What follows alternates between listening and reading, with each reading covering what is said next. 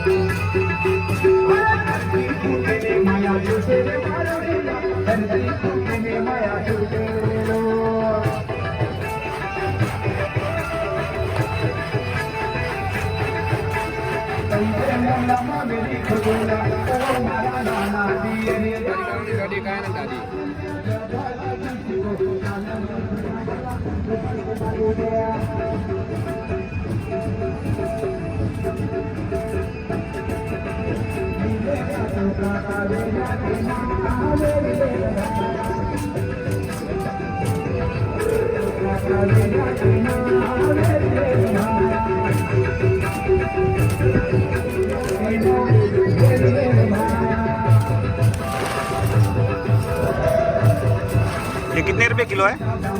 500 रुपये के जी। 500 रुपीज़ के जी।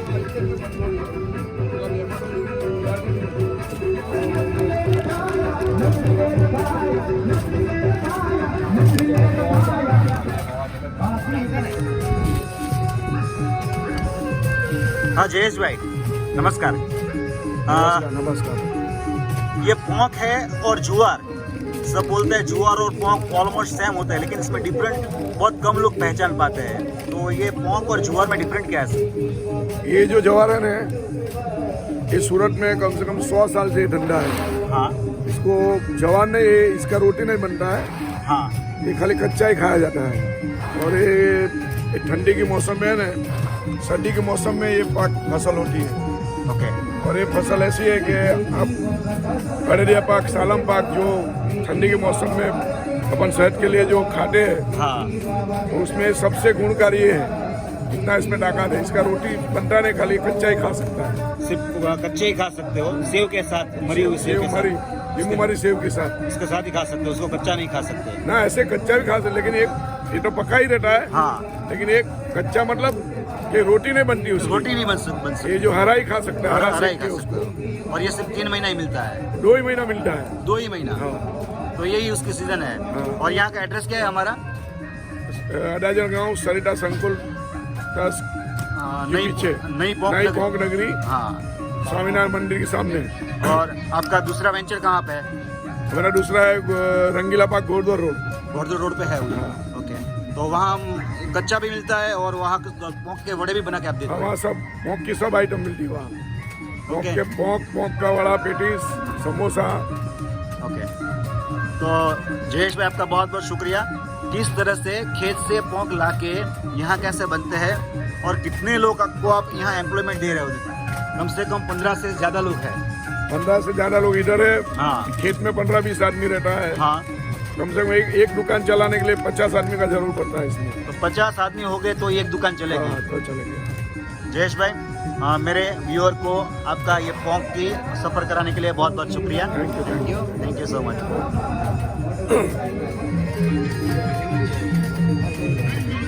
₹500 किलो।